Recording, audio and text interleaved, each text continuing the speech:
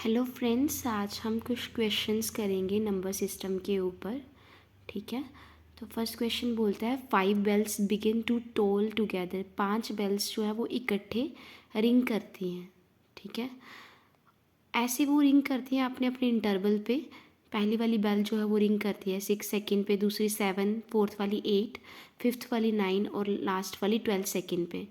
तो हमें बताना है कि कितने सेकंड के बाद वो फिर से जो है वो रिंग करेंगे इकट्ठे। ठीक है, हमने ये बताना है इस क्वेश्चन में।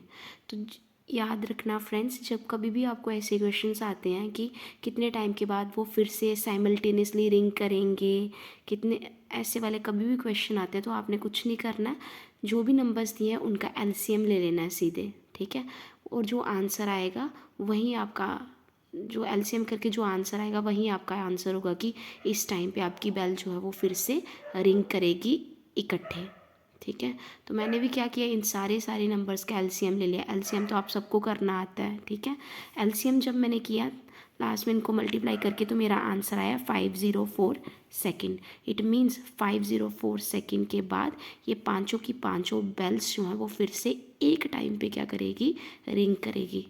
तो ये बहुत इजी क्वेश्चन है।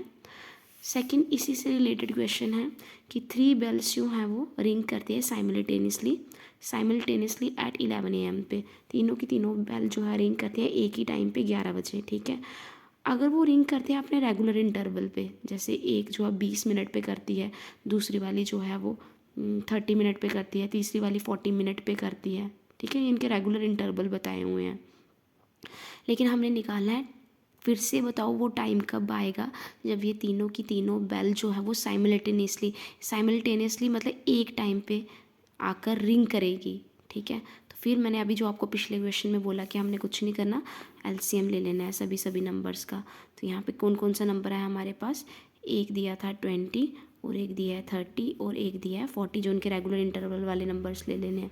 तो करो इनको एलसीएम, ये आ जाएगा 15, ये आ जाएगा 20, 2 5 जा 10, हाँ ये 15 एज इट इज़, 2 10 जा 20। ठीक है, ये फिर इसको हम करते हैं 2 5 जा 10, फिर ये 3 से जाएगा। ठीक है, फिर ये आ जाएगा हमारा 5 से।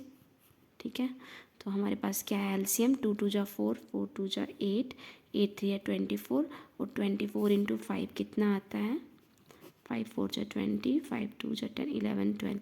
तो हमारे पास क्या आया, 120 मिनट आए। हमारे पास क्या आया, 120 मिनट, क्योंकि ये मिनट्स में था। 20 मिनट, 30 मिनट, 40 मिनट ये मिनट्स में था। ठीक है, उन्होंने बोला कि कौन से टाइम पे ये तीनों की तीनों बेल जो है वो नेक्स्ट टाइम ये तीनों की तीनों बेल जो है कितने टाइम पे रिंग करेगी। तो 120 मिनट्स को अब मैं आवर्स में लिखूंगी। ठीक है, तो 120 मिनट्स को आवर्स में कैसे लिखेंगे, 2 आवर्स, ये 2 आवर्स 60 मिनट का एक आवर होता है, तो 60 साढ़े 120 मिनट के 2 आवर हो गए। ठीक है, पहले उन्होंने 11 बजे रिंग किया था इकट्ठे। ठीक है, तो 11 AM में अगर आप 2 ऐड कर देते हो, 2 आवर्स ऐड कर देते हो, तो आपके पास क्या आ जाता है, 1 PM आ जाएगा। ठीक है, तो 1 PM पे ये तीनों की तीनों बेल्स जो हैं वे ये इकट्ठे क्या करेगी, रिंग करेगी। तो आंसर आ जाएगा बी पार्ट। ठीक है, आई होप आपको थोड़ा बहुत समझ आ रहा हो। थर्ड क्वेश्चन थोड़ा क्या शायद ज़्यादा आ रहा हो। थर्ड क्वेश्चन देखते हैं, ये भी नंबर सिस्टम के ऊपर ही है। क्वेश्चन बोलता है कि एक नंबर को जब हम डबल कर देते हैं और उसमें 9 को ऐड करते हैं, तो नंबर हमें पता नहीं है, नंबर इन्होंने दिया नहीं है, तो नंबर हम सपोज कर लेते हैं x। ठीक है, हमने क्या सपोज कर लिया, x क्या है, एक नंबर है। अब नंबर को हमने क्या कर लिया, डबल कर लिया। ठीक है, और उसमें क्या किया, 9 को ऐड किया, 9 को क्या किया, ऐड किया। ठीक है, अब रिज़ल्ट नहीं पता हमें क्या मिलना है। देखो लिखा है if the resultant is travelled, if the resultant is travelled. अभी पहले तो हमें रिजल्ट नहीं पता है क्या, तो उसको हम आर लेके चलते हैं। ठीक है, आर की वैल्यू हमें नहीं पता है, ना ही आर की पता है ना ही एक्स की पता है, तो इम्पॉसिबल है एक इक्वेशन में 2 अननोन वेरिएबल्स हो तो इक्वेशन में हम वैल्यू फाइंड नहीं कर सकते। तो देखो उन्होंने हमें कंडीशन भी दी है कि रिजल्टेंट को जब हम ट्रैवल करते हैं, ट्रैवल मतलब 3 टाइम करते हैं। चलो इसकी एक इक्वेशन और बनाते हैं। जब हम रिजल्टेंट को ट्रैवल करते हैं, ट्रैवल्ड मतलब 3 टाइम्स करते हैं, तो ये क्या बन जाता है, 75 बन जाता है। तो यहाँ से मैं आर की वैल्यू निकाल सकती हूँ, 75 जा 3, 3 2 या 6, 3 5 जा 15। यहाँ से क्या निकल गई, आर की वैल्यू निकल गई 25। अब 25 इसमें पुट कर दो, इस वाली इक्वेशन में पुट कर दो तो हमारे पास आ जाएगा 2x + 9 = 25। यहाँ से अब हम इसकी वैल्यू फाइंड कर सकते हैं ना।